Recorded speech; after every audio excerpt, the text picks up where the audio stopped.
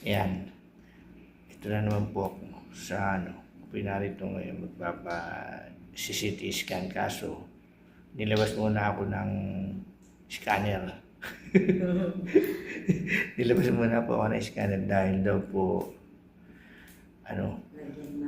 lalagyan ng malaking tusok na naman dito nilagay yung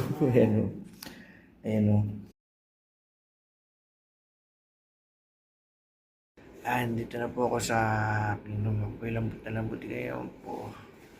Meron pa ako nakalagay na sa paggaling sa pag-CT scan, yan. Ay po sa piltan ang puro turok na po ay katawan. Ako lambot na lambot. Nakadalawang scan po ako. Hindi ko po tiyatanggal at dadaan pa daw po sa isang test. Ayan daw.